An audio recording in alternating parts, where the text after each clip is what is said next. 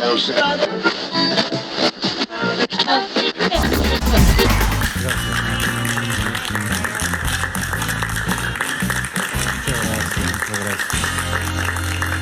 gracias. Hola, hola, buenas noches. Bienvenidos al programa. Yo soy Jaime Bailey, hoy es viernes. Qué lindo, ¿no? Qué rico. Viernes 21 de junio. Comienza oficialmente el verano, pero para mí es como que el verano hubiera comenzado hace 3 semanas, ¿no? Ha hecho hoy un calor pesado, oprobioso, sofocante aquí en Miami. Bueno, hoy vamos a recorrer juntos la actualidad en la próxima hora y media. El programa de hoy va dedicado con mucho cariño a 2 chicas que vinieron a saludarme en la Feria del Libro de Madrid, encantadoras ambas. Habían volado desde Düsseldorf, Alemania, Francis Rico y Lara Zampese. Me dejaron una caja de chocolates increíblemente deliciosa. También quiero saludar con mucho cariño a Elizabeth y Marcel, ¿verdad? Dije bien los nombres. Y a la señora Maruja, que ha venido desde Atlanta, y a Lisbeth. Gracias por estar aquí, que embellecen, iluminan con su presencia esta noche el estudio, lo mismo que a los otros invitados. Bueno, la gente además llega aquí espontáneamente, ¿no? No les damos ningún regalo, o un aperitivo, o una copita, a duras penas un chocolatín. Y este canal está ubicado en los arrabales de los suburbios de los extramuros de Miami. Aquí no hay vecinos, solo hay camiones y gatos techeros abandonados, o sea que hay que tener valor, bravura para llegar al canal. Gracias. Siempre, por supuesto, a Mario, Angelito, en representación del directorio. Y a mi queridísima Marta López, que es como una tía de cariño de nuestra hija Zoe. Bueno, el presidente Trump abortó a último minuto una operación militar contra la dictadura terrorista de Irán. Irán había derribado un dron estadounidense, el dron no estaba en soberanía iraní, estaba sobre aguas internacionales, por lo tanto fue una deliberada provocación la de Irán.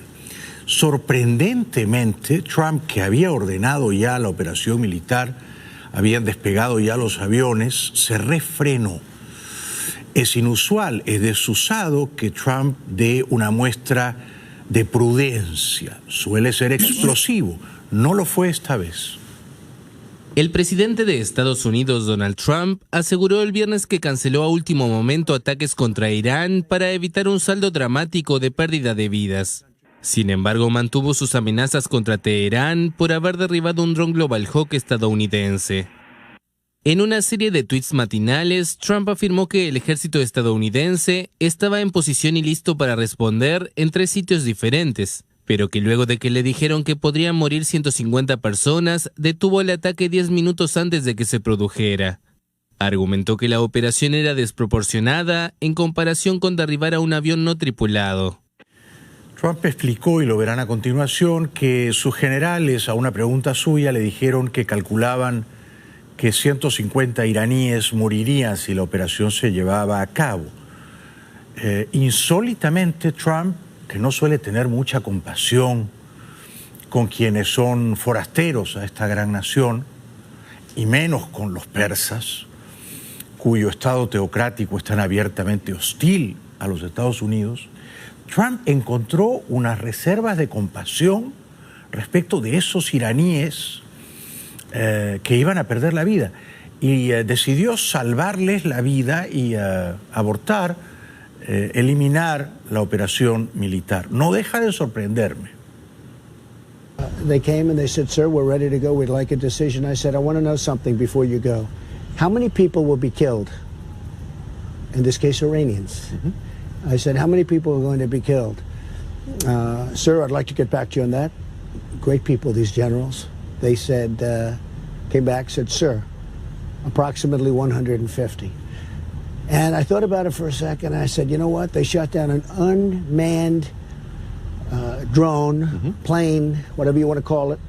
And here we are sitting with 150 dead people that would have taken place probably within a half an hour after I said go ahead. Yeah.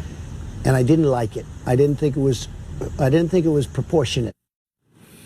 tal como describe las cosas, efectivamente uno tiende a coincidir con él, ¿no? No parecía una respuesta proporcional. El dron no era tripulado. Yo no sabía, pero los drones pueden ser tripulados por uno y hasta por dos pilotos. Esto lo inventaron los chinos el año pasado. Ninguno de esos 150 iraníes que según Trump iban a morir sabrá nunca que Trump les salvó la vida, ¿verdad?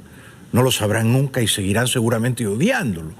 Pero al menos Trump dirá, yo fui una buena persona y salvé la vida de más de un centenar de iraníes porque el operativo militar era excesivamente severo, la represalia no era proporcional al daño que ellos nos habían infligido. Lo interesante para mí es que esto demuestra que el presidente Trump es muy renuente a las guerras, ¿no? Esta desde luego no era una guerra, ni siquiera era el conato de una guerra, era solamente una represalia militar comedida, ¿no? Normalmente un presidente en funciones la hubiera llevado a cabo, pero ya Trump en su campaña nos había dicho, yo no quiero que Estados Unidos sea el policía del mundo, yo no quiero implantar mano militar y la democracia en regiones del mundo que no son hostiles, yo me voy a replegar de guerras como la de Siria o como la de Irak, y en efecto lo ha hecho, y no me quiero enredar en guerras costosas en términos económicos, no digamos ya en términos humanos. Lo ha vuelto a demostrar que es renuente a la guerra, que su instinto de empresario, diría yo, porque él hace el costo y el beneficio, ¿no? ¿Qué gano y cuánto me cuesta? Su instinto de empresario lo previene de ir a la guerra. Lo cual es malo para nosotros, porque yo al menos, cuando digo nosotros, me permito incluir alegremente a ustedes, ¿no? A las voces del público. Quiero creer que coincidimos. Perdónenme esa licencia retórica. Cuando digo nosotros, quisiéramos que Trump, esos aviones que iban a descargar unas bombitas en Irán, que usara esos aviones para descargar una fuerza militar rápida y eficaz en Venezuela que libere a esa pobre nación secuestrada de sus opresores, ¿no? Es decir, me parece razonable o prudente, insólitamente prudente, tratándose de Trump, que no usara la fuerza militar en Irán, pero me parecería altamente deseable que la usara de una manera sagaz, ¿no? Juiciosa, entrando y saliendo en Venezuela. Lo cierto es que el New York Times dio detalles de la operación militar que los aviones ya volando, Trump abortó. Donald Trump ordenó este jueves un ataque selectivo contra Irán después del derribo del dron estadounidense. Así lo asegura The New York Times, que añade que la operación ya estaba en marcha, con los aviones en el aire y los buques en posición, cuando el mandatario suspendió la orden. Este ataque estuvo a punto de tener lugar horas después de que un misil tierra-aire iraní derribara un dron espía estadounidense cerca del estratégico estrecho de Hormuz, momento supuestamente recogido por estas imágenes. Pero bueno, el 4 de agosto pasado también destruyeron un dron que estaba sobrevolando en aguas internacionales, ¿o no? Yo creo que ese dron que destruyeron no estaba demasiado cerca de Maduro. Yo creo que estaba en aguas internacionales. Si Venezuela destruyó ese dron, entonces ¿por qué Estados Unidos no considera siquiera la posibilidad de usar sigilosamente, por debajo del radar, sin anunciarlo, pero sobre todo eficazmente, ¿no?, la fuerza militar en Venezuela? Nadie pide una invasión militar larga, con tropas en tierra, con decenas o centenares de soldados de Estados Unidos caídos en acción. Nadie pide eso. Esas eran las guerras del pasado, de hace 30 años en Panamá.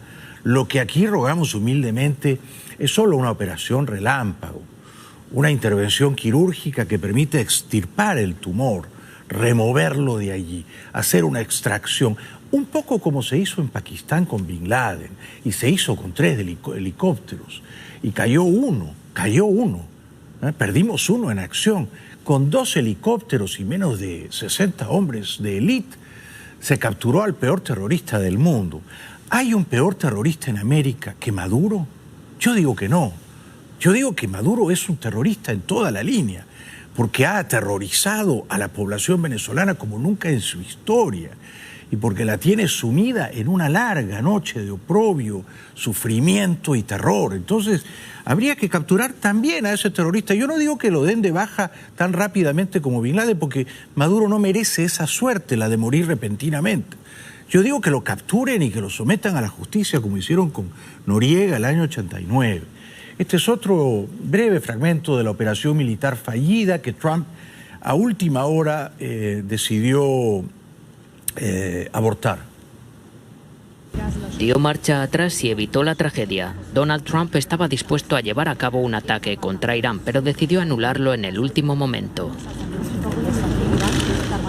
La gota que colmó el vaso de la paciencia del presidente de Estados Unidos fue el derribo de un dron de reconocimiento del ejército estadounidense por parte de fuerzas iraníes.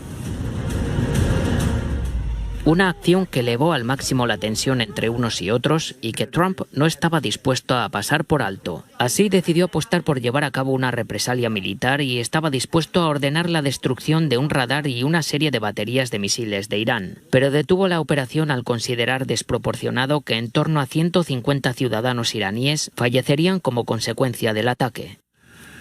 Bueno, yo recuerdo que en diciembre, primeros de diciembre del año 89, han pasado 30 años, qué increíble, ¿no? 30 años. Yo tenía 24 años. Soñaba con ser un escritor. Bueno, y en aquel momento soñaba también con que Vargas Llosa fuera presidente de Perú. Perú, el año 89, era, si me permiten la metáfora, la comparación, un poco como la Venezuela de estos días. Es decir, era una pesadilla, era un país sin futuro, todo el que podía se iba, había una hiperinflación rampante, la gente para comprar un poquito de leche, de azúcar o de arroz tenía que hacer unas filas kilométricas, es decir, que los pobres estaban sometidos a unas humillaciones incesantes por parte de un gobierno demagógico, populista, el de Alan García.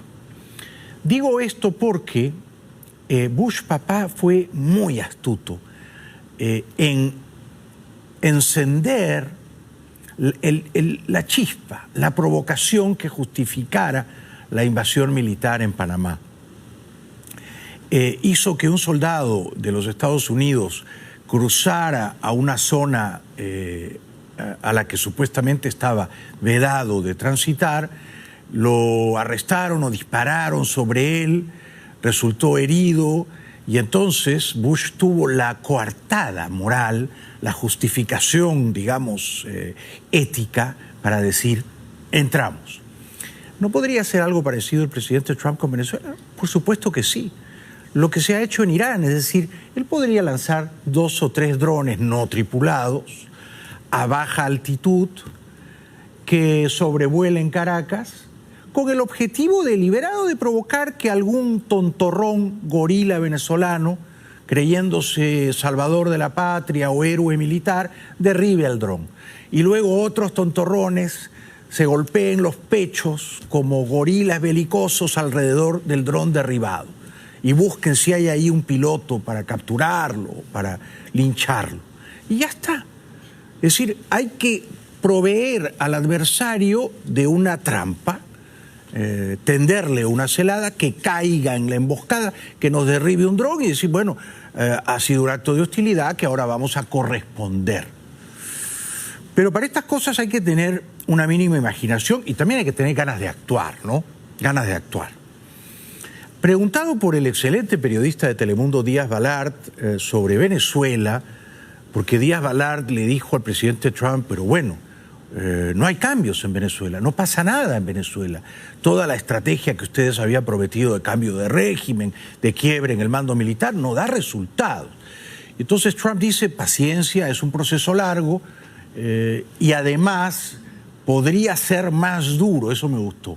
Me dicen que estoy siendo muy duro. Pues no, yo podría ser mucho más duro. Ojalá fuera usted más duro, señor presidente, respecto de los criminales en el poder en Venezuela. It's a process, okay? I mean, it's a process. It's terrible, Venezuela, where people are starving. This was one of the wealthiest countries, and now people are starving. They have no water. They have no nothing. We've been very, very tough. Some people say... Consumado, es decir, Trump ha nacido para vender Últimamente se vende a sí mismo. Él se ha convertido en un producto político. Pero como vendedor, el vendedor tiene que ser sobre todo persuasivo, convincente, ¿no es cierto? Y es el rey de la exageración. No es cierto que las casas en El Doral se vendan en una semana, pero lo dice de una manera persuasiva, casi que te convence, ¿no es cierto? Casi que le compras la casa en El Doral. Es un vendedor. Y a la hora de venderse a sí mismo como una mercancía política, como un candidato en lisa, en campaña, es imbatible, es formidable, porque su instinto de vendedor es brutal, es despiadado. En esta magnífica entrevista de Díaz-Balart, el presidente Trump elogió, sin mencionarlos, a Macri y a Duque, presidentes de Argentina y Colombia respectivamente, e insistió en que es muy optimista de que el cambio va a sobrevenir muy pronto en Venezuela. Are you planning to visit any Latin American countries soon? I will. I just, as you know, I have a very good relationship in Argentina. We have a very good relationship in Colombia. Muy bien, yo aplaudo esas palabras. Hay que ayudarlos, pero no más adelante, en el futuro, ahora. ¿Y cómo los ayudamos, señor presidente? No solo con discursos, no solo con palabras. Esto no alcanza, es insuficiente. Hay que ayudarlos en los hechos, ¿verdad? Y es ahí donde estamos fallando. En los hechos, en la realidad, pura y dura, desnuda, cruda. No entra la ayuda humanitaria, luego nos enteramos de que algunas personas se quedaron con un dinerillo sobrante de la ayuda. No convencemos al presidente Guaidó de que viaje a Washington y se reúna con usted.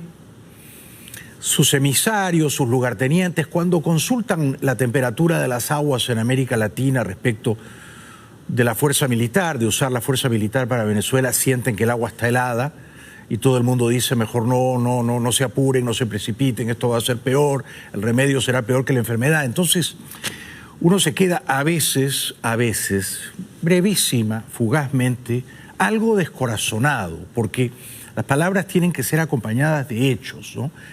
Luego Trump, de nuevo, da en el clavo, golpea la tecla correcta y dice: el problema con Venezuela es que hay un ejército de ocupación cubano. Pero ¿qué hacemos con los cubanos? ¿Qué hacemos con los espías cubanos en Venezuela? Hay que hacer lo mismo que se hizo en Grenada. En Grenada, una isla diminuta, Reagan en el año 83, octubre del 83, mandó tropas ahí. Había casi 1000 espías cubanos, que para la densidad poblacional de Grenada eran un montón. Salieron todos corriendo como cucarachas. Hay que fumigarlos. Perdonen la crudeza. Hay que fumigarlos. Ya verán ustedes que los primeros, apenas despegan 2 helicópteros de Estados Unidos con una misión militar específica, los cubanos desaparecen. If you look at what's going on in Venezuela, it's horrible. And you know who's causing the problem? Largely, Cuba. They've got 25,000 troops. And Cuba does. And we're putting sanctions on Cuba. And I just stopped the cruise ships from going to Cuba. Yo creo que quizá el presidente Trump no ha comprendido todavía en su totalidad, porque no es tonto, ¿no? Para ser billonario tienes que ser listo. Para ser presidente de los Estados Unidos tienes que ser muy listo. O sea, Trump te puede caer mal. Yo entiendo, hay un montón de gente a la que le cae fatal. Pero es un hombre muy brillante. Es un hombre de una inteligencia muy intuitiva, no es una inteligencia cultivada, libresca, académica, no es un intelectual, pero es una inteligencia muy poderosa. Él tiene que entender que un presidente de los Estados Unidos, que es el hombre más poderoso del planeta, tiene pocas cartas para pasar realmente a la historia. Pocas. Y una de esas pocas cartas, porque no va a construir el muro, porque no le van a dar la plata. Y además no era una manera linda de pasar a la historia, construir el muro. Una de las pocas cartas que tiene Trump para pasar a la historia es liberar Cuba y liberar Venezuela. Y eso lo puede hacer en 3 meses. Depende de él, enteramente de él. Ustedes dirán, pero su núcleo duro no lo eligió para eso. Su base fanática lo eligió para construir el muro. Sí, ok, tienen un punto. Pero yo me atrevería a decir, esa base fanática, ese núcleo duro, el hombre rural de educación pobre y bajos ingresos que votó por Trump siempre ha adorado la idea de que los Estados Unidos sean un sheriff pistolero, que pone orden en el mundo, que entra en un par de países comunistas y les pega una patada en el trasero a esos dictadores comunistas e implanta la libertad. Eso al americano promedio le encanta, de toda la vida, de toda la vida. Si Trump hace eso, pasará a la historia. Si yo les pregunto, por ejemplo, ¿cómo es recordado Reagan? La historia, ¿cómo lo recordará? Ganó la Guerra Fría. Ganó la Guerra Fría. Tumbó el muro de Berlín. Prevaleció. Gorbachov se rindió. ¿Verdad? La Unión Soviética, el Imperio Soviético, se bajó los pantalones. Reagan será recordado por eso. Hizo un montón de cosas buenas y un montón de cosas malas, pero por eso. Ustedes me preguntan, Bush papá. Es difícil esta pregunta, ¿eh? ¿Por qué pasará la historia? Bueno, una de las cartas, yo como latinoamericano que le recuerdo a Bush papá, liberó Panamá de una narcodictadura. Entonces, usó bien esa carta. Clinton, ¿por qué pasó a la historia? Ustedes dirán que yo soy frívolo, pero lo primero que uno piensa de los 8 años de Clinton es Mónica Lewinsky. Y es así. Y uno no piensa que equilibró las cuentas fiscales, uno no piensa que intervino sabiamente con fuerza militar en la guerra en los Balcanes, donde había un genocidio en el corazón de Europa. Esa fue una gran contribución de Clinton a la historia. Pero la gente lo primero que piensa es Mónica Lewinsky. Lo primero. Porque todos somos un poco frivolillos y a veces queda en la memoria colectiva, en el imaginario popular, el escándalo y no la sustancia. Por eso digo que el presidente Trump, que va a enfrentar una reelección y no será fácil, si llega a ella habiendo liberado Cuba y Venezuela, es decir, no solo los hispanos lo vamos a amar, sino que su núcleo duro, su base fanática, a ver si esto se lo dice Marco Rubio, va a votar por él también, porque le va a agradecer que haya hecho esa exhibición de fortaleza, no tan solo militar, pero sobre todo moral. Y para mí, Estados Unidos tiene el deber moral de promover la libertad. ¿No se puede en todo el mundo? Bueno, por lo menos en América. Tenemos que ir a la publicidad, me voy a sosegar un poquito, voy a tomar té. Hoy estoy tomando té, no estoy tomando café, por prescripción médica. Les recuerdo que este fin de semana, si ustedes se quieren agasajar un pelín, si ustedes quieren darse un pequeño banquete a precios comedidos, mi restaurante favorito aquí es La Fontana. La Fontana es realmente excepcional. Los platos son una delicia, los precios son amigables, la atención es esmerada. La Fontana, no se lo pierdan.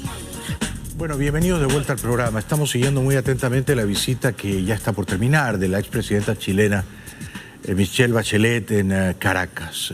Hoy viernes se ha reunido temprano con el presidente constitucional Guaidó en la sede del Congreso y al final de la noche, afortunadamente sin sonreír demasiado, que eso ya me parece una mínima señal alentadora, se ha reunido la señora Bachelet con el impresentable dictador Maduro. Tenemos las imágenes. El encuentro que se concreta el día de hoy en el Palacio de Gobierno. Allí parte de lo que ha sido el recibimiento en compañía de la vicepresidenta ejecutiva de la República, el canciller de la República Bolivariana de Venezuela, Jorge Arriaza, y representantes del sistema de Naciones Unidas en nuestro país. En una conversación muy amena entre las dos autoridades, presente también la primera combatiente de la República y demás autoridades del Ejecutivo Nacional. Una agenda de actividades que cumple la alta comisionada, que la ha llevado a reunirse con representantes de los poderes públicos, de la Asamblea Nacional Constituyente e incluso dirigentes de oposición. Yo no quiero atropellarme, yo quisiera esperar a leer el informe de la señora. La creo suficientemente inteligente, pero sobre todo confío en su sensibilidad ética como para que ella sepa que no es que ella es de izquierda y Maduro es de izquierda y todo está bien porque ambos son de izquierda. No. Ella es una demócrata. Maduro es un dictador. Esta es la diferencia. Ella es tolerante con los disidentes. Maduro los tortura y hasta los mata, ¿no? Ella, como presidenta de Chile, les dio un futuro a los jóvenes más desposeídos.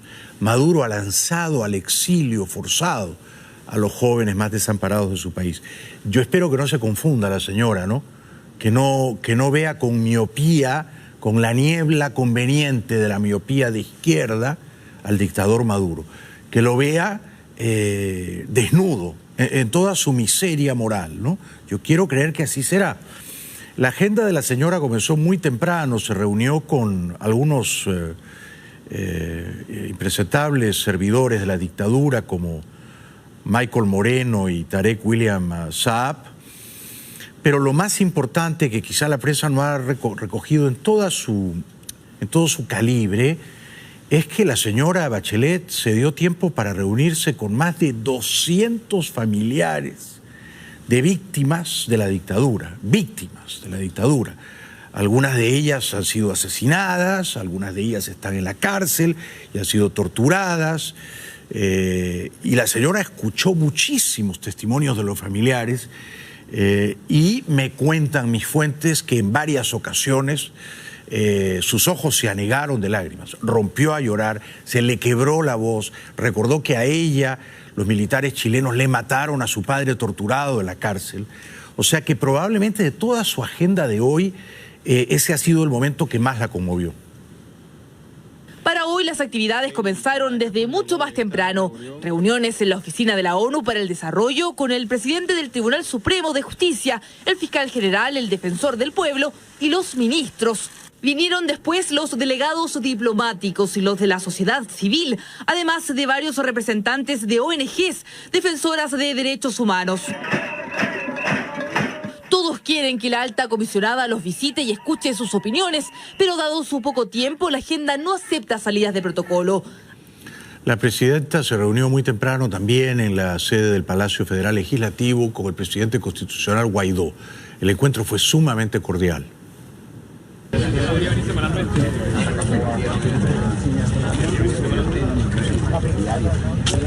se preocupe que no nos vamos a mover. Porque este tampoco nos da.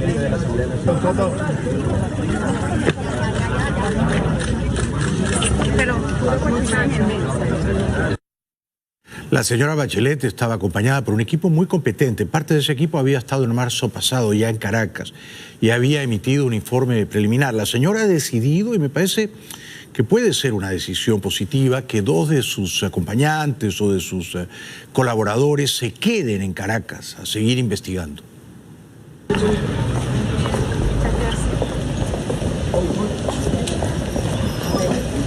la vieja enamorada de mi pareció.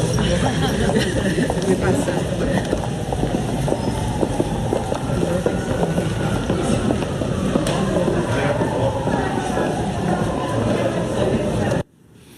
Ella y el presidente constitucional Guaidó tuvieron una audiencia allí en la sede del Congreso, una audiencia seria, circunspecta.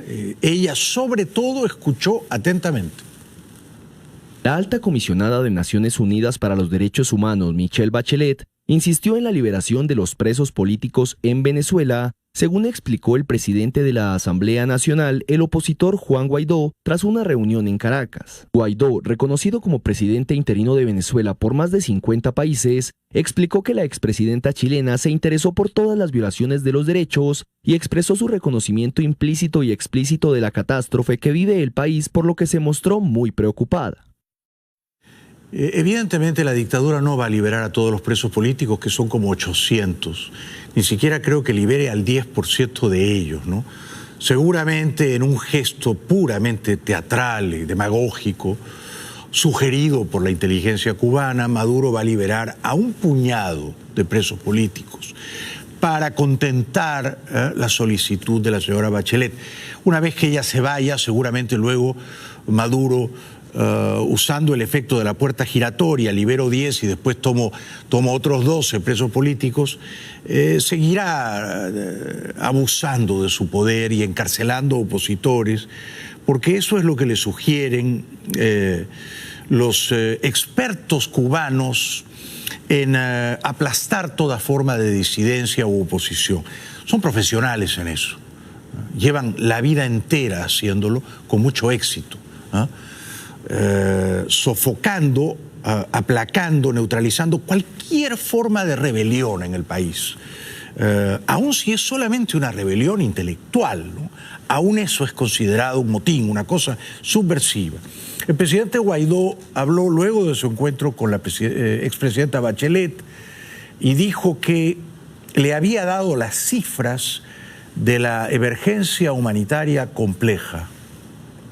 Vamos a tener una reunión importante con la alta comisionada de Derechos Humanos, 2 veces presidenta de Chile, Michelle Bachelet. Creo que habla de la importancia de la situación en Venezuela, la crisis que vimos, el reconocimiento implícito y explícito de la emergencia humanitaria compleja que vive Venezuela, que está al borde de convertirse en una catástrofe sin precedentes en el hemisferio y en el mundo. Incluso ACNUR hace 3 días reconocía el flujo migratorio, la crisis migratoria como la más importante del mundo en el 2018, que se tendería a agravar si no aproximamos soluciones importantes en este momento. Guaidó tuvo los reflejos políticos, porque es un animal político rápido, con buena intuición, que sabe leer la realidad. Tuvo los reflejos políticos para entender que la reunión más importante que celebró hoy la expresidenta chilena no fue con él, ni fue con el dictador Maduro al final de la noche, no.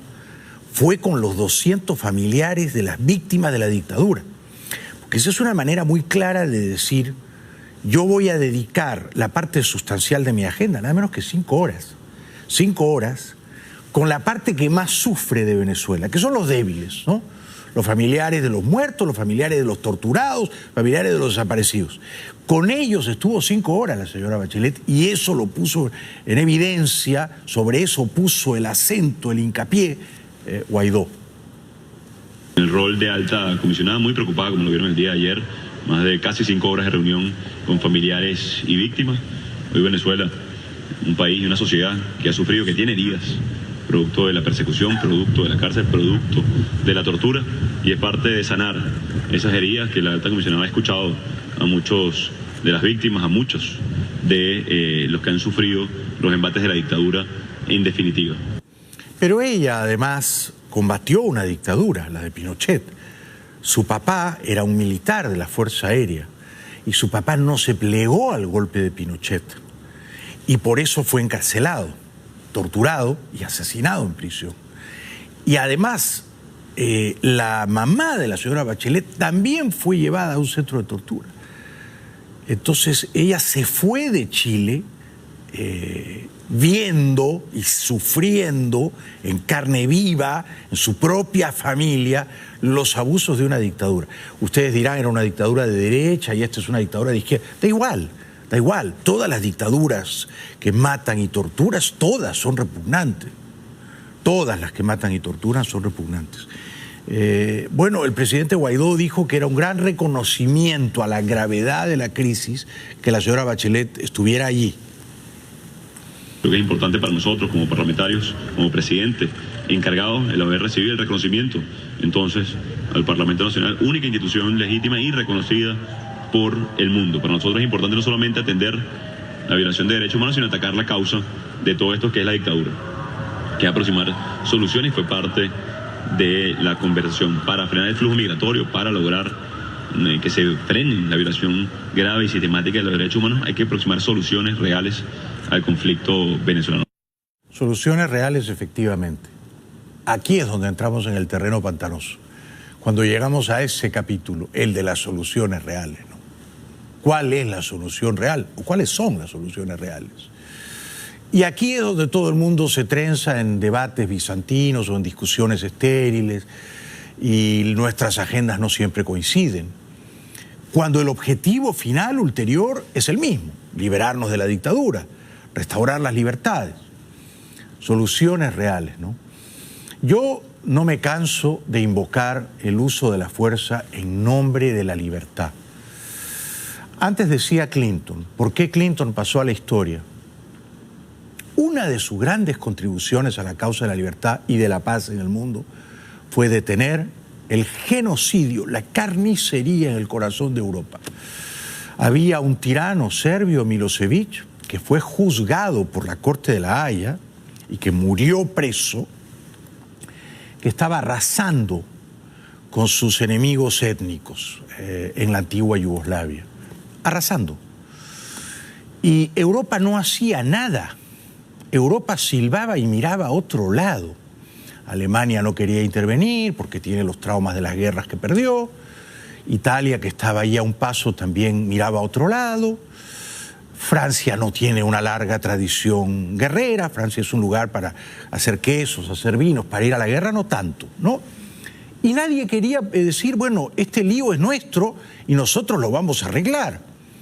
Hasta que Clinton tuvo que decir, muchachos, ¿qué tal si hacemos algo para salvar a las etnias ex-yugoslavas de la carnicería que se está desatando sobre ellas? Y entonces se usó la fuerza militar, la fuerza aérea. Fueron no centenares, fueron miles de bombardeos los que la Alianza Atlántica, o sea, aviones de Estados Unidos y aviones de la OTAN, descargaron sobre el tirano serbio hasta derrotarlo, hasta doblegarlo, hasta exigirle su rendición. Entonces, uno dice, pero es que esto no pasó hace 100 años, esto pasó hace 20 años, 20, no 30, 20 años. Yo digo, ¿no nos deja eso una enseñanza? Es decir, ¿no creen ustedes que con unos pocos, no centenares, no miles de bombardeos, unos pocos bombardeos selectivos se cae sola la dictadura hedionda de Venezuela y se termina un genocidio? Ahora ustedes dirán, no, Bailey, estás exagerando, eso no es un genocidio. No es que Maduro está matando a los venezolanos según sus orígenes étnicos. Bueno, no los está matando según sus orígenes étnicos, pero quizás sea peor. Los está matando siendo hermanos venezolanos, de la misma sangre, de las mismas tradiciones lingüísticas, culturales, religiosas. Los está matando porque se atreven a desafiar a su dictadura. Por eso los matan, por eso. Porque los muchachos salen a las calles a gritar libertad. Por eso los matan, por miles, por millares. Es, por lo tanto, un genocidio. Bien contados los muertos, en el contexto largo de más de 20 años, es un genocidio. Si no incluimos además a los niños y a los viejitos, a todos los que mueren en los hospitales por falta de atención médica y por desnutrición, díganme si eso no es un genocidio. Por lo tanto, si lo es, si es un genocidio, ¿no tiene Estados Unidos el deber moral de impedirlo? Yo digo que sí. ¿Cómo se impide un genocidio? ¿Cómo se atajó el genocidio en el corazón de Europa hace 20 años? Exactamente así, usando la fuerza militar de la manera más apropiada, de la manera más justa y eficaz, ¿no es cierto? Esperemos que el presidente Guaidó lo entienda a sí mismo para que se lo pida al presidente Trump. Porque si el presidente Guaidó le pide al presidente Trump que no use la fuerza militar, obviamente eso no va a ocurrir. Vamos a la pausa y luego voy a compartir con ustedes algunas cosas tremendas que dijo hoy la señora Bachelet en Caracas. No las dijo a una cámara de televisión, las dijo en una reunión precisamente con los familiares de las víctimas de derechos humanos, pero alguien la grabó y tenemos el audio. Ya volvemos.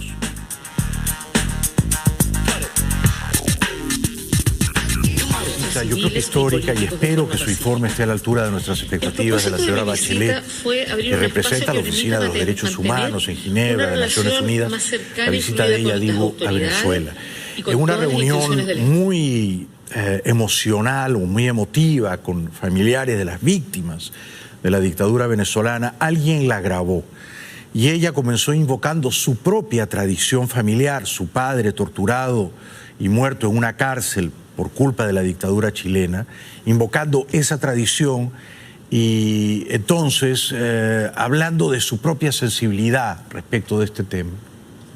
Yo fui una presa política, mi padre murió torturado en la cárcel, yo mi madre fue presa política y la razón por la que salimos de Chile porque mi madre la expulsaron después de estar en un centro de tortura.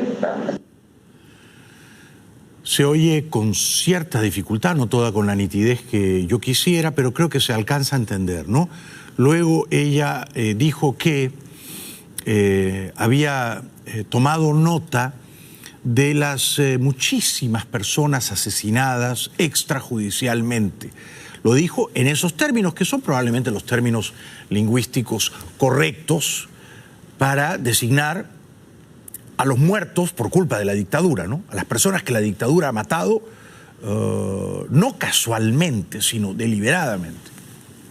Pero sí, a través de familiares, de víctimas, de personas que vivían fuera, ¿no? Entonces, si ustedes ven el reporte de marzo, ahí ya está. Nunca el reporte da nombre por nombre, pero sí están el número de casos de personas asesinada extrajudicialmente, en la palabra que usaba en demostración o por la FAE, Mencionó a las FAES, que es una suerte de escuadrón de la muerte o de ejército irregular de la dictadura. Dijo, no hemos hecho una catastro o un inventario nombre por nombre, pero está el número. Yo creo que no basta el número, señora Bachelet. Yo creo que sí es importante dejar consignados todos los nombres de todas las víctimas, de los que han sido abatidos, de los que han sido asesinados, y también de los que están presos, y también de los que han sido torturados. Me parece que es importante, ¿no?, que estén allí los nombres. Y no solo en un informe, sino esto habría que hacerlo público, ¿no?, de alguna manera, y que la gente pueda leer los nombres y ver los rostros de todas las personas cuyas vidas fueron cegadas arbitrariamente por una dictadura cruel, cruel. Así como cuando vas a la parte baja de la isla de Manhattan y tú de pronto sientes que en el aire la tragedia del 11 de septiembre, y está allí, ¿no es cierto?, escrito en un recordatorio. Están escritos los nombres de las más de 3.000 víctimas inocentes, ¿no? Los nombres se tienen que leer, digo yo, se tienen que leer para que esa tragedia se recuerde siempre. La señora Bachelet dijo una frase muy importante, dijo, yo siento su dolor, el dolor de ustedes es mi dolor. Mis amigos en Chile son los hijos de los detenidos desaparecidos, los hijos de los diputados políticos, los hijos de los exiliados, los hijos de los presos políticos. Yo en dictadura trabajé en ONG porque soy pediatra cuidando a los hijos y a los nietos de todos ellos. Entonces yo entiendo muy bien su dolor, y solo que obviamente el hecho de que yo sea alta comisionada no significa que yo pueda cambiar las cosas de un momento para otro. Hoy día en las distintas reuniones hemos mencionado el caso de sus hijos, en la necesidad de investigar, de aclarar y de hacer justicia para el caso de cada uno de sus hijos. A mí me parece que es evidente en esta grabación, no sé si ella sabía que la estaban grabando, me parece que es una grabación furtiva. No importa, me parece que es evidente que ella está hablando en un contexto de una dictadura cruel y de unas víctimas consternadas todavía. O sea, ella está hablando en el corazón de una dictadura y lo sabe, y ese es el tono que emplea, ¿no? Ella dice, mis amigos son todos víctimas de dictaduras, hijos de desaparecidos, entonces su dolor es el mío. Esa empatía o esa compasión me parece que es reveladora, aunque luego no diga la señora Bachelet como yo hubiera querido, Venezuela es una dictadura o Maduro es un dictador. Quizá eso sea pedirle mucho, porque ya vulnera el cuidadoso lenguaje diplomático que ella tiene que emplear. Pero decir esto, hablar en el contexto de una dictadura, citar los derechos humanos entre personas que han sido absolutamente atropelladas por esa autocracia, es revelador. También lo es que ella diga, no puedo cambiarlo todo de un día para otro. Es verdad. Si nadie le pide a usted, señora Bachelet, que resuelva todos los problemas de Venezuela. Pero lo que le rogamos, con cariño, respetuosamente, es que elija las palabras correctas. Es que sus palabras estén dotadas de la carga moral deseable. Es decir, que usted llame a las cosas por su nombre. No por ser una diplomática debería esquivar la cuestión moral. Y la cuestión moral es que Venezuela es una dictadura, que esa dictadura tiene que terminar cuanto antes, que Guaidó es el presidente constitucional y que Maduro es un experto en burlar la voluntad popular y en masacrar al pueblo indefenso e inocente. Esto hay muchas maneras de decirlo, ¿no? Yo quizá lo he dicho con crudeza periodística, pero esto es lo que le pedimos a la señora Bachelet.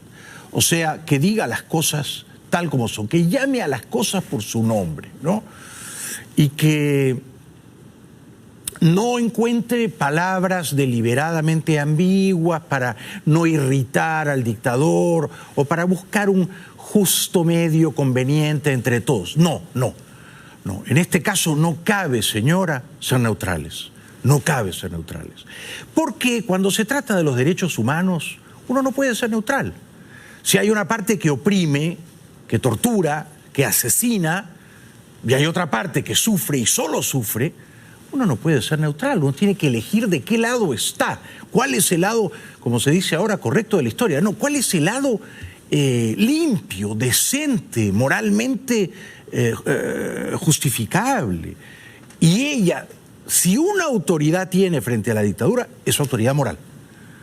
Por eso anunció que se van a quedar 2 lugartenientes suyos operando en una suerte de mini oficina de derechos humanos en Caracas. Tenemos una, comillas, buena noticia. Carlos y Sara, a partir de ahora son parte de la oficina de Naciones Unidas. Bravo. Ellos son oficiales de derechos humanos que se quedan aquí, bueno, van a rotarse con otros oficiales de derechos humanos, pero tenemos 2 personas permanentes aquí para trabajar junto a ustedes, para apoyar sus luchas, para mirar qué más. Gracias. Gracias, bravo. Bravo, señora. Insisto, yo creo que esa reunión de la que apenas tenemos estos breves fragmentos, a la que apenas nos hemos asomado como fijones, esta fue la reunión más importante de su viaje. No Maduro, no Guaidó, esta, con las víctimas, los familiares de las víctimas de los derechos humanos. Habla una señora que dijo que estuvo allí en la reunión y que notó muy profundamente conmovida a la señora Bachelet. Apreció muchísimo la información consignada y nos animó a continuar. Además se la veía profundamente conmovida. Yo te diría que es una de las personas más tristes que he conocido. Es una mujer que lleva una historia encima que es evidente y desde allí nos escuchó. Así que el primer valor de esta visita es habernos sentido escuchados casi por un igual. La segunda es que no fue unidireccional. Nosotros no nos reunimos a consignarle una información y ya. Fue una reunión de trabajo. Interesante cuando dice, sentíamos que estábamos reunidas con una igual, con un par, ¿no es cierto? Efectivamente. Ella también es una víctima de una dictadura, ¿no? Ella también ha sufrido los abusos de una dictadura. Rafael Uzcategui dijo que le pareció que la señora estaba muy bien informada. Está muy bien informada. Nos recordó que se va a presentar un tercer informe especial sobre Venezuela, en el cual su equipo ha recibido muchísima información, se va a estar plasmado, es decir, podemos esperar un informe muy contundente sobre la violación de derechos humanos en Venezuela como resultado de toda esta gestión. Ojalá sea así. Allí mismo, frente a la sede de Naciones Unidas en Caracas, había una multitudinaria manifestación de protesta y todo el mundo tenía, por supuesto, un reclamo que hacer. También diferentes voceros de organizaciones no gubernamentales, familiares de quienes han caído a manos de militares por orden del régimen de Nicolás Maduro, que ha dicho que se debe contener cualquier manifestación. Ocurrió en el 2014, ocurrió en el 2017, se repitió el año pasado también. Y el saldo es lamentable. Estas personas reclaman a Michelle Bachelet precisamente que pueda ver con ojo propio lo que ocurre en Venezuela en cuanto a la violación de los derechos humanos. Lo ha visto ya, lo sabía de antemano, es una persona bien informada. Ya no está Chávez, ella tenía una relación cordial con Chávez. No creo que su relación con Maduro sea igualmente afectuosa, ¿no? O sea que la ausencia de Chávez también ayuda para que la señora rompa el mito, ¿no? Rompa el hechizo. Chávez era un hechicero, un hipnotizador, ¿no? Y entonces se encontraban como 2 voces de izquierda y Chávez dicharachero, le hacía reír. Con Maduro la cosa es más circunspecta, ¿no? Un dictador estalinista, torpe, insensible. Todo esto lo habrá notado la señora, digo yo. Creo que hay un esfuerzo por pintar la dictadura cuando la verdad es evidente, cuando la oficina de la alta comisionada sabe desde hace mucho tiempo lo que viene ocurriendo en Venezuela, cuando están perfectamente al tanto de que hay ausencia de garantía para el ejercicio de los derechos, cuando es evidente que de Venezuela se han ido 4 millones de venezolanos precisamente huyendo de la crisis, huyéndole a la muerte que los persigue por la falta de medicamentos, por la falta de comida. Otras voces rebeldes en la Caracas de hoy pidiendo compasión a la señora Bachelet. A mi hijo le violaron el derecho fundamental a la vida, el derecho primordial de todo ser humano. Es que no se deje engañar por este gobierno, que vea que la verdad está aquí. La necesidad que haya una condena explícita, abierta, alta y clara a los operativos de seguridad ciudadana que significan violaciones a los derechos humanos sistemáticos para los venezolanos. ¡Ni un muerto más por falta de medicamentos! ¡Ni un muerto más! Fíjate la lleven a esos lugares. No permita que le vayan a disfrazar la realidad de lo que estamos viviendo. También piden la liberación del preso político Roberto Marrero. La pide nada menos que su hermano Reinaldo. Hoy se cumplen 3 meses de la detención ilegal de Roberto Marrero, nuestro hermano, dirigente de Voluntad Popular, jefe del despacho del presidente interino Juan Guaidó. Afirmamos que Roberto es un preso político. Roberto debe ser liberado lo antes posible, así como los 700 y tantos presos políticos que hay en Venezuela. Es imposible que exista una transición, una solución pacífica a esta tragedia que vive Venezuela con presos políticos. Doctora Bachelet, sea nuestra voz en el mundo de todo lo que está pasando en Venezuela. Regresamos después de la pausa.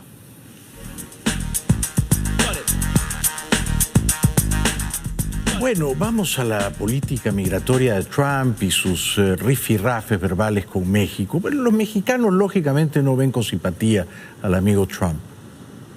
Muy peligrosa, muy desfavorable en general para el pueblo latino y en particular para el pueblo de México, por la clara postura totalmente antilatina del presidente Trump y pues por la ruin política en relación con la materia migratoria.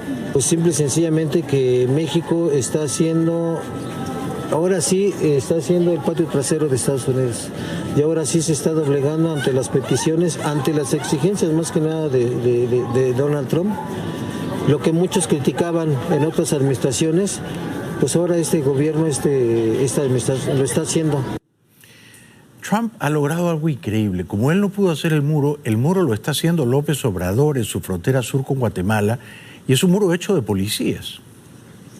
Río fronterizo en el sur de México. Al otro lado se encuentra Guatemala. La Guardia Nacional Mexicana patrulla y a veces pide los documentos. Una y otra vez llegan lanchas. Por aquí la gente entra sin controles a México hasta ahora. Imagínense, nosotros tenemos bastantes niños y nosotros venimos a comprar mercadería para vender, para darles de comer a ellos y para sobrevivir nosotros. Y ahorita de eso de los inmigrantes sí nos está afectando bastante a nosotros, ¿no? Antes los centroamericanos pasaban por México rumbo a Estados Unidos y nadie los detenía. Esto ahora ha cambiado. López Obrador ha cedido a las presiones de Trump.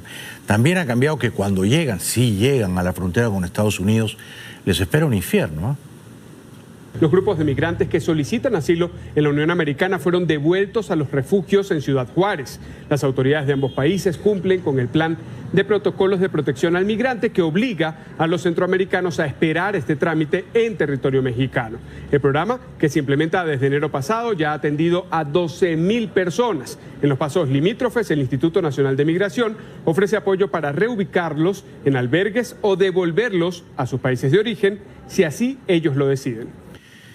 Bueno, es tremendo, ¿no? Porque hay centenares, incluso creo que miles de menores de edad separados de sus padres, privados de su libertad. Entonces, por eso, esta semana, la congresista por Nueva York, que tiene apenas 29 años, del Partido Demócrata, la señorita Ocasio-Cortez, ha hecho un escándalo monumental, porque dijo que Trump ha creado campos de concentración en la frontera, campos de concentración para meter en ellos a los inmigrantes pobres del sur. Es la congresista más joven en la historia de Estados Unidos y también la encargada de encender la mecha de una tormenta política que enfrenta a demócratas y republicanos desde comienzos de esta semana. Alexandria Ocasio-Cortez, 29 años, congresista demócrata por Nueva York, acusó el lunes al gobierno de Donald Trump de incurrir en prácticas fascistas, comparando los centros para inmigrantes con campos de concentración. El martes reforzó su argumento vía Twitter hablando de campos de concentración con condiciones deshumanizantes y de muerte.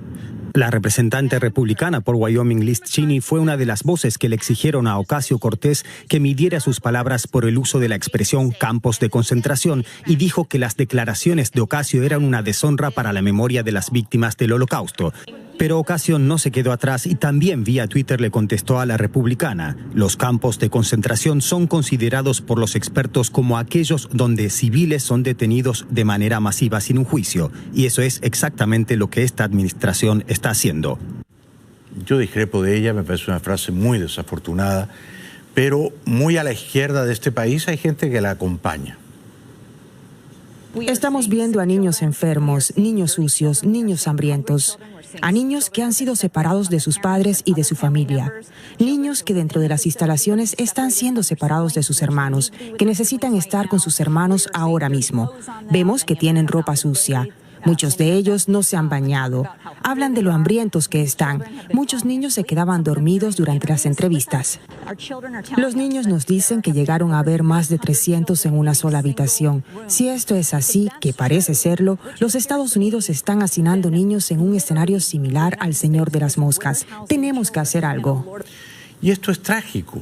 A nadie le parece que esto esté bien. Pero entonces los padres que no expongan a sus hijos pequeñitos a esa tragedia, es decir, que se queden en sus países de origen.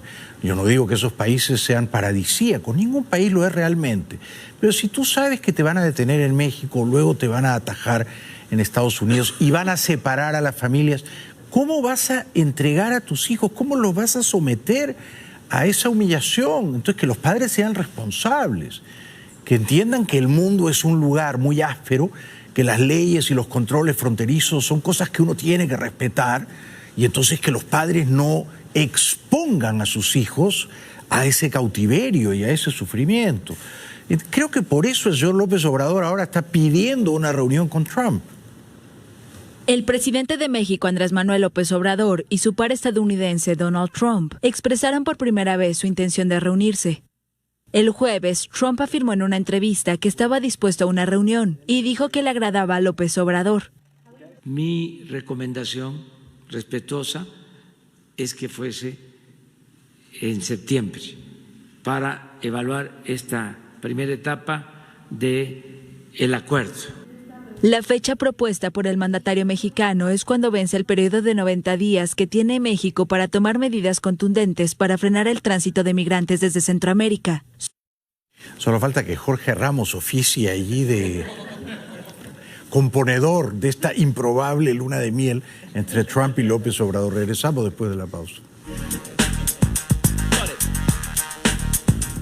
En la Argentina, país que yo amo profundamente, hay elecciones presidenciales muy pronto, en pocos meses, el 27 de octubre. Siendo la favorita de todas las encuestas, la expresidenta Cristina decidió que no quería ser presidenta por un tercer mandato. Y entonces nominó a un antiguo colaborador de su gobierno y del gobierno de su marido Néstor, Alberto Fernández, como candidato a presidente. Ella se reservó la vicepresidencia. Este es Alberto Fernández. Lleva un bigote muy como antiguo y al mismo tiempo como de hombre que sabe cantar un tango o bailar. Tenemos que ocuparnos de nuevas realidades. Está el Chino Navarro acá. Es algo que hablo mucho con Juan Grabois. Todo lo que es la economía popular, que es un nuevo fenómeno que existe en el mundo y en la Argentina puntualmente. Tenemos que darle respuestas a esos argentinos que sobreviven en situaciones muy difíciles y muy adversas. Nosotros tenemos que amparar a esa gente, que es la gente que se quedó afuera del sistema por las políticas de Macri. Es un político muy astuto, muy ambicioso. Por lo visto no le molesta tanto que en el gobierno de la señora Cristina se haya robado de manera industrial, no digamos ya en el de Néstor Kirchner. El presidente Macri, que no tiene la reelección asegurada, sigue librando una dura batalla contra las mafias sindicales. No queremos convivir más ni con la mentira, ni con el ocultamiento, ni con la corrupción, ni con las mafias. Todos estamos comprometidos en crear esta Argentina sin privilegios indebidos, sin abusos, con la verdad, creyendo que trabajando juntos le vamos a dar una mejor educación a ellos, un mejor futuro a todos. Respetándonos, queriéndonos, entendiendo que nuestro vecino es una parte de nuestra familia. No será fácil que Macri consiga la reelección, ¿eh? No será fácil. Los vientos soplan en contra. Este muchacho, gobernador de Salta, Juan Manuel Urtubey, sueña con ser presidente. Quería ser candidato esta vez, es joven, comprendió que no era su momento y se ha resignado a ser vicepresidente del exministro de Economía Roberto Labaña, que va a ser una suerte de tercer candidato en disputa y que va a tratar de ocupar el centro entre Macri y Cristina. Ese centro, de momento, luce despoblado. Eso es entender que en la sociedad argentina solo hay votos de Macri y solo hay votos de Cristina. Y lo que nosotros estamos percibiendo, que casi la mitad de los argentinos no quiere saber nada con la continuidad de este gobierno y no quiere saber nada con la vuelta del gobierno anterior. Si hablásemos de ese escenario de polarización, hablemos de candidato con intención de voto del 50%, el 40%, hoy nadie lo tiene, ni lo va a tener. Nosotros vamos a ir a construir a través de consenso federal una opción real de poder en la Argentina y tengo muchísima confianza de que nos vamos a encontrar en noviembre con otra fuerza política con la cual podamos discutir la segunda vuelta. Yo estoy convencido de eso. Veremos. De momento las encuestas no refrendan ese optimismo. Sin embargo, aplaudo lo que ha hecho Urtubey. Urtubey quiere ser presidente. Urtubey no se subió al tranvía de Cristina. Es un peronista ético. A diferencia de Sergio Massa. Sergio Massa también sueña con ser presidente. Se resignó a que este no era su momento y se subió al tren de la señora Cristina y ahora solo es candidato a diputado por la provincia de Buenos Aires. Una gran decepción para mí. La señora Cristina está en campaña, pero además es una campaña relajada para ella, porque no encabeza la fórmula. Va a la vicepresidencia, fue a Rosario y por supuesto le pega a Macri donde más le duele, o sea, en su relación con el Fondo Monetario Internacional. Es el Fondo Monetario el que ha pagado todas las cuentas que Macri no podía pagar. Y en su día los Kirchner le pagaron la deuda entera que Argentina tenía con el fondo, con dinero que les regaló, bueno, comprando bonos del Tesoro, que les prestó en condiciones muy obsequiosas el dictador Chávez. 11.000 y pico de millones de dólares. Chávez les dijo a los Kirchner, ¿quieren plata para pagarle la deuda al fondo y darle una patada en las nalgas al Fondo Monetario? Aquí tienen los 11.000 millones de dólares. Así dilapidó Chávez la riqueza de los venezolanos. El 20 de junio del 2015 era una Argentina sin Fondo Monetario Internacional. Mirá vos la diferencia de que hoy vuelvo a Rosario con el Fondo Monetario Internacional hace un año, porque además me señalan ahí desde acá abajo, es cierto, ¿a quién se le ocurrió firmar con el Fondo Monetario un 20 de junio? Además, qué cosa tan terrible. Lo habrán hecho a propósito. Una cosa que algún día les volveremos que preguntar. ¿Lo hicieron a propósito el 20 de junio? ¿No había otro tema para tratar? Lo más probable, y no me odien, porque es lo que dicen todas las encuestas, y yo me debo a la verdad, es que ella regrese al poder el 10 de diciembre. Ha hecho algunas jugadas magistrales. La primera, bajarse como candidata a la presidencia. Queda como una persona humilde, lo cual por supuesto es mentira, pero parece una persona humilde, ¿no? Desapegada del poder. Lo segundo, nombrar como candidato a presidente a alguien que la criticó muchísimo cuando ella era jefa de Estado, Alberto Fernández, que es un giro al centro, ¿no? Y lo tercero, subsumir, abducir a Sergio Massa. Sergio Massa era un candidato peronista que les iba a quitar entre 8, 10 o 12%. Ahora lo tiene en su tranvía. Entonces ha hecho algunas operaciones políticas magistrales, muy astutas la señora Cristina, y no es improbable que vuelva al poder. Criticó también a Macri por haber sido duro con el líder sindical mafioso Moyano, en un contexto, dice ella, en el que había niños de escuela primaria. Entonces dice, ¿y por qué Macri tenía que atacar a Moyano en ese contexto infantil? ¿Era necesario en un colegio rodeado de chiquitos insultar a un gremialista que por otra parte es el mismo gremialista que estaba con él el 17 de octubre del 2015 cuando inauguraron un busto de Perón. Sí, yo diría que sí es necesario, porque no lo insultó, lo describió, ¿Era necesario que la señora se pintara el pelo de ese color casi zanahoria? Yo también me puedo hacer esa pregunta. Regresamos después de la pausa.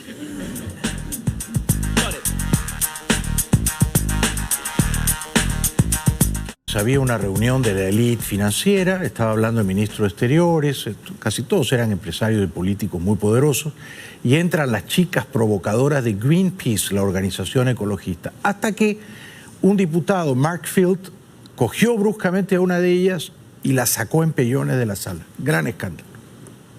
Polémica en Gran Bretaña tras un incidente con militantes de Greenpeace. Un grupo de mujeres de la organización ecologista irrumpió en la noche del jueves en Londres en una cena de gala que congregaba a la élite financiera. Luciendo una banda con la inscripción Urgencia Climática, comenzaron a circular entre las mesas. En ese momento, el secretario de Estado británico de Exteriores encargado de Asia, Mark Field, se levantó bruscamente y atrapó a una de las militantes contra una columna de piedra. La tomó por la nuca y la obligó a abandonar el lugar. Greenpeace consideró chocante la imagen, mientras que la primera ministra Theresa May la encontró preocupante, según su portavoz. Bueno, a mí me parece que primero lo que hicieron las chicas fue muy indelicado, porque irrumpieron bruscamente, con rudeza, en una reunión, y esa fue una provocación reñida con las buenas maneras, con la urbanidad, con la cortesía. Pero también me parece que la reacción del político británico fue excesiva, ¿no? El modo en que la tomó de la nuca y la llevó fuertemente pareció un poco abusivo, ¿no? Juzguen ustedes, es difícil, ¿no? Porque claro, también las chicas de Greenpeace entran a fastidiar, a incordiar a la gente allí, no están siendo educadas, pero no sé si la reacción fue un poquito demasiado áspera, ¿no? As one of the activists, Janet Barker, moved further into the hall, the Conservative MP and Minister Mark Field leapt up to intervene. After pushing her against a pillar, he grabbed her around the back of her neck to force her out. I was simply walking past his chair, or trying to walk past his chair. So they were really over the top. I'd quite like him to go on anger management, perhaps, and I hope he doesn't do it again. 40 Greenpeace volunteers, almost all of them women, had managed to get inside the Mansion House, apparently without being asked to provide any identification. Qué pena que no irrumpen aquí esas chicas en el estudio, ¿no? Muy simpáticas, la verdad, todas ellas, muy simpáticas. Ahora ellas son las víctimas, claro, ¿no? Regresamos después de la pausa. Bueno, anoche les conté que el empresario dominicano George Nader Papá me amenaza con un juicio porque yo he dicho que él ha prestado su reputación y su prestigio para favorecer a algunos grandes ladrones del chavismo. Él lo niega. Yo insisto, yo digo la verdad. Uno de los grandes ladrones del chavismo al que ha favorecido George Nader Papá es Wilmer Ruperti. De hecho, Nader fue 2 veces a subastas en Nueva York a comprar pistolas de Bolívar. Las primeras, Ruperti se las regaló a Chávez. Chávez lo condecoró con la Orden del Libertador. Las otras, en abril de 2016, no hace mucho, se las regaló a Maduro. Ruperti es un empresario ladrón, un gran ladrón de PDVSA, un gran canalla, un gran mafioso. Emilio y Gloria Estefan fueron sus padrinos de boda, y este es Ruperti hablando de su filiación política, para que quede claro, que no exagero, ¿no? En ese tema te puedo decir algo. No soy un analista político, te lo digo a nivel empresarial. Yo creo que el presidente, lo que le falta al gobierno del presidente Chávez son 10 Chávez más, o 20 Chávez más, o 40 Chávez más, o 50 Chávez más, o 100 Chávez más. Dios mío, ya se cayó un montón de gente que me está yendo ahí al otro lado. Pero por supuesto que tiene muchas personas que son eficientes, que son buenos trabajadores, y personas que no lo son. Y seguramente lo tienen. Desde el paro petrolero de diciembre de 2002, este gran ladrón y mafioso de Wilmer Ruperti se convirtió en el empresario petrolero favorito de Chávez. Le regalaba pistolitas que George Nader compraba en Nueva York con dinero robado de PDVSA. de Ruperti, y así se ganó la amistad de Chávez y luego repitió la operación con Maduro en 2016. ¿Cómo puede Nader decir que no ha usado su prestigio para favorecer a ladrones del chavismo? Buen fin de semana. Chao, chao.